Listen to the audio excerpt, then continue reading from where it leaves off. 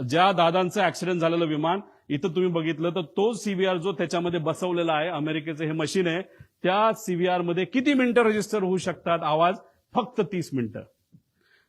आणि डीजीसीएचं civil aviation requirement काय म्हणतात? 2 तास. जर मशीनमध्ये विमानात 30 मिनिटं होतं आणि डीजीसीएचं रूल बुक म्हणतं 2 तास, मग हे विमान कसं रजिस्टर भारतामध्ये झालं असा आमचा प्रश्न आहे. साहजिकच आहे.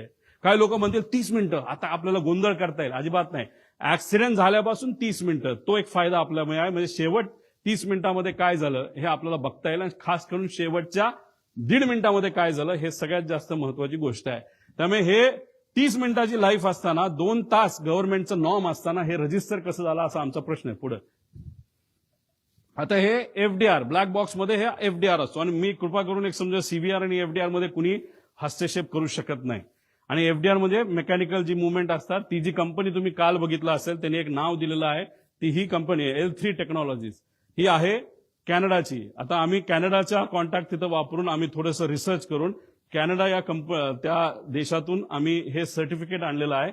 या सर्टिफिकेटमध्ये हे जो एफडीआर आहे ते एफडीआर बद्दल त्याचा महत्व आहे आणि ती कंपनी कुठली हे मी तुम्हाला दिलेलं आहे. म्हणजे डॉक्युमेंट्स जसे डीजीसीआयकडे आहेत तसं आपण प्रेमाने आणि आपला माणूस जवळचा गेला या दृष्टिकोनातून जर धडपड केली तर आपल्याला बरीच माहिती मिळते. आणि शुभचिंतक खूप आहेत, कारण का दादा एक फार मोठा नेता होता, त्यामुळे माहिती ही बऱ्यापैकी आता आमच्याकडे यायला लागलेली आहे. त्यामुळे विनंती या एजन्सीला आहे की तुम्ही सुद्धा चांगल्या पद्धतीने इन्व्हेस्टिगेशन करावं.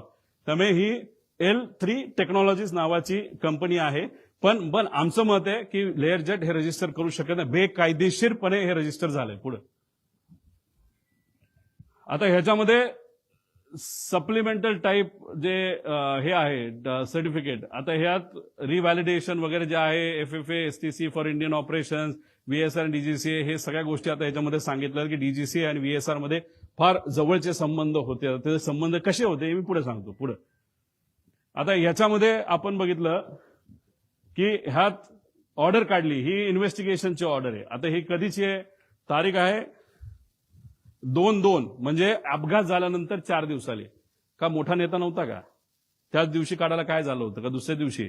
जसे इन्व्हेस्टिगेशन करण्यासाठी काय फॉरेन्सिकची लोक संध्याकाळी पोहोचली निवांत, कुठे जेवायला गेले असतील, कुठे फिरायला गेले असतील, आणि एवढा मोठा नेता जाऊन सुद्धा अख्खं जग तिथं आलं होतं आणि हे इन्व्हेस्टिगेशन आणि फॉरेन्सिकचे लोक संध्याकाळी 8ला का 7ला का कधीतरी तिथं पोहोचली असं आम्हाला कळालं. आता ह्याच्यामध्ये तुम्ही 4 दिवसानंतर एजन्सी काढता, ह्याच्यामध्ये हे सगळी लोक डीजीसीएची आहे.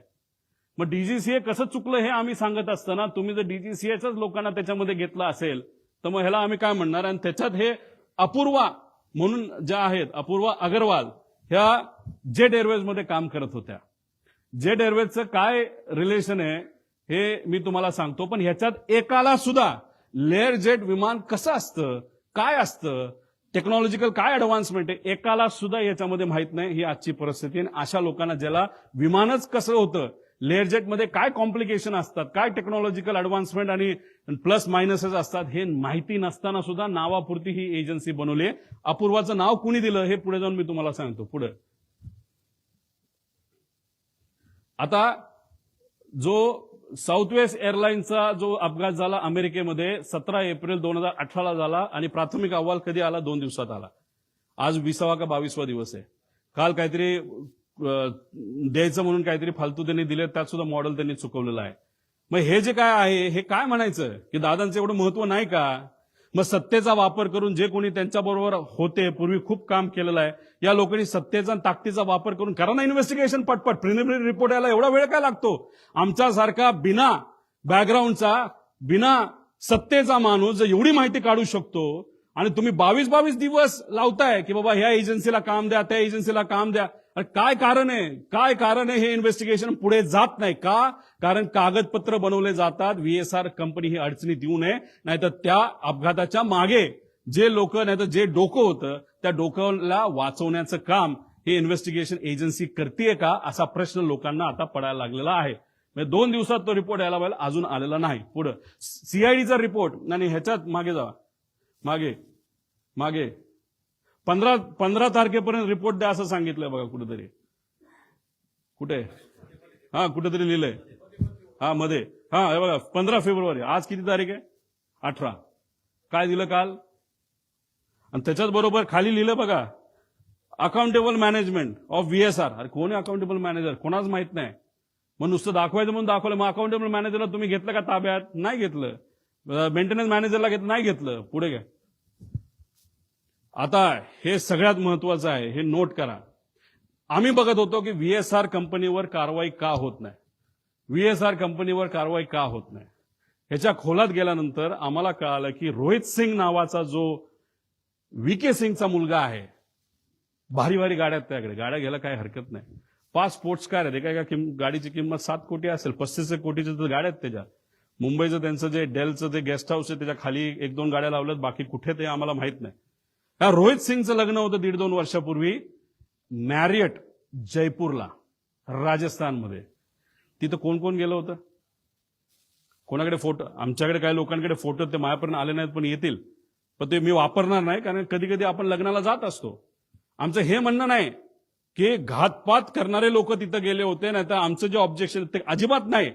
आमचं फक्त म्हणणं आहे व्हीएसआर वर इन्व्हेस्टिगेशन का होत नाही, त्याचं कारण कदाचित असं असू शकतं की रोहित सिंगच्या लग्नामध्ये बरेच महाराष्ट्रातले सुद्धा सत्तेतले काही लोक, नेते, काही माजी मंत्री सुद्धा या निगडीत असणारे, आणि काही दुसऱ्या राज्यातले. त्यातलं एक राज्य आम्हाला कळलंय ते म्हणजे आंध्र प्रदेश.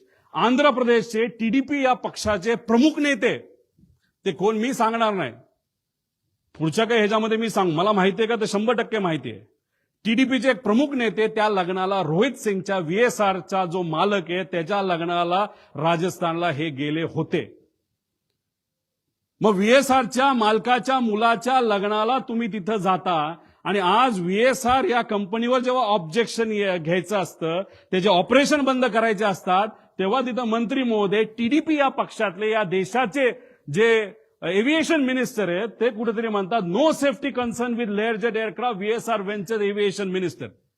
का ऑब्जेक्शन आम्ही नाही घेतलं पाहिजे? का दादांचा अपघात झाल्यापासून, का घात झाल्यापासून आतापर्यंत या राज्याचे सुद्धा मंत्री व्हीएसआरली प्रवास करतायत? का आतापर्यंत इतर राज्यांमध्ये सुद्धा व्हीएसआर चालू आहे? का? प्रश्न आहेत ना. आमचं धडधडीत डायरेक्ट म्हणणं आहे की सत्तेतले बरेचसे लोक हे व्हीएसआरच्या मालकांच्या निगडीत आहेत. काही लोकांचे व्यवसाय आहेत. हैदराबादचा एक कुठला तरी मोठा व्यावसायिक आहे, तो कोणाच्या जवळ आहे याच्या खोलात सुद्धा मी जात नाही, व्हीएसआरच्या नावाली आहेत. आणि आज सत्तेत जे लोक आहेत त्याच्या जवळ असणारा तो माणूस आहे, आणि कदाचित त्या माणसाकडे तिकडं त्या भागातलं एक छोटंसं पोर्ट सुद्धा असावं त्या राज्यातलं. फक्त एकच आहे, बाकी कुठले पोर्ट त्याचे नाहीत. मग कोण आहे हा माणूस? तिथं कोणाची सत्ता आहे? आणि ती सत्ता तिथं त्या ठिकाणी असताना त्या टीडीपी या पक्षाचे नेते जर रोहित सिंगच्या लग्नाला तिथं जात असतील, आणि टीडीपीचाच नेता आज जर तिथं एव्हिएशन मिनिस्टर असेल, आणि व्हीएसआर कंपनी आतापर्यंत बंद होत नाही, त्याचे ऑपरेशन तसेच चालू राहतात, कागदपत्र त्या ठिकाणी रिअलाइनमेंट करणं नाही तर त्याचं मॅनिप्युलेशन करणं, असं आमचा त्याच्यामध्ये म्हणणं आहे. आणि आज रोहित सिंग आहे कुठं? आज रोहित सिंग भारतामध्ये नाही. अपघात झाल्यानंतर मायामी, अमेरिकेमध्ये तो गेलाय. त्यांची दुबईमध्ये सुद्धा कंपनी आहे, अमेरिकेमध्ये सुद्धा कंपनी आहे. ही सगळी विमानं टप्प्याटप्प्याने हे दुबईच्या आणि अमेरिकेच्या कंपनीमध्ये ट्रान्सफर केली जातील. आज आम्ही सगळे दुःखात आहोत, आज आम्ही तिथं लढत आहोत. पण ज्या कंपनीच्या माध्यमातून हा घात झाला, नाहीतर हा अपघात झाला, त्याचा मालक मात्र आज भारतात नाही.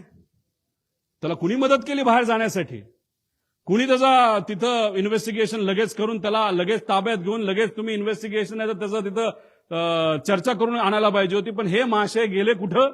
तर मायामी, अमेरिकेमध्ये त्या ठिकाणी गेलेले आहेत. आता ही बातमी एक ग्रेट आंध्रा नावाचा पेपर आहे, AP minister bought private jet. त्या जेटचं मला पॅटर्न सुद्धा माहिती आहे, त्याचं मॉडेल सुद्धा मला माहिती आहे, ते कोणाचं आहे हे तिथले लोक आपल्या सर्वांना त्या त्या ठिकाणी त्या त्या राज्यात सांगतील.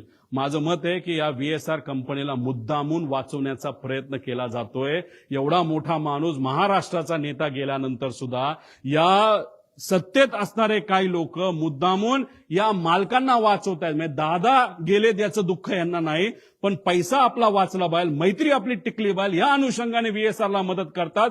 म्हणून आमचं मत आहे की आज नाही तर उद्या व्हीएसआर कंपनीला बंदी घातली पाहिजे, आणि इन्व्हेस्टिगेशन करत असताना त्याच्यामध्ये सुद्धा काही चेंजेस केले गेले पाहिजे. त्याच्यामध्ये तुम्ही 5 कुठले तरी घेतले, सीबीआयला देताय, चांगली गोष्ट आहे, सीआयडी तर आहेच, पण याच्याच बरोबर एक वर मॉनिटरिंग एजन्सी आम्हाला असावी. राज्यात विरोधी पक्ष नेत्यांना त्याच्यात घ्यावं. दुर्दैवाने महाराष्ट्रात कोणी विरोधी पक्ष नेता नाही, पण हा विषय फार मोठा आहे. प्रायव्हेटली फार मोठे सेलिब्रिटी ट्रॅव्हल करतात. त्यामुळे आमचं मत आहे की देशातले जे विरोधी पक्ष नेता वरचा आणि खालचा जो आहे, राहुल गांधीजी आणि वर जे असतील त्यांना याच्यामध्ये त्या ठिकाणी घ्यावं. काही खासदारांना घ्यावं, खाली काही फॅमिली मेंबरला घ्यावं. तो जो पक्ष आहे जो बाधित आहे, नाही तर अजितदादा ज्या पक्षाचं प्रतिनिधित्व करत होते त्यातल्या काही लोकांना घ्यावं. पण त्यातले काही खूपच एव्हिएशनच्या अनुभवी लोक आहेत, त्यांचं काय करायचं हा निर्णय त्यांनी त्या ठिकाणी घ्यावा. मग अशा पद्धतीने आणि जज, एक्स जज याच्यामध्ये घ्यावा आणि ही मॉनिटरिंग एजन्सी तुम्ही तिथे घ्यावी.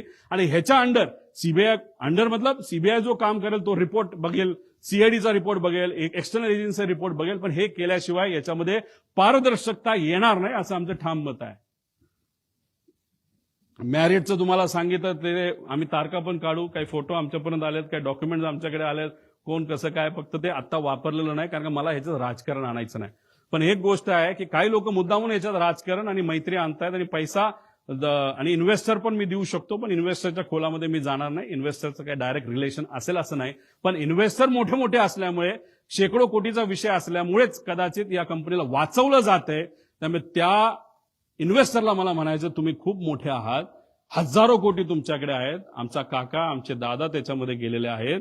100-200 कोटीसाठी हे इन्व्हेस्टिगेशनला कृपा करून कुठल्या नेत्याचं नाही तर कोणाचं वजन टाकून तुम्ही हे मॅन्युप्युलेट करण्याचा प्रयत्न त्या ठिकाणी करू नका. कारण की इन्व्हेस्टिगेशन एजन्सी काम करेलच, पण आम्ही काय शांत बसू असं जर तुम्हाला वाटत असेल तर आम्ही शांत बसणार नाही. कारण आमचा काका, आमचा नेता याच्यामध्ये गेलेला आहे.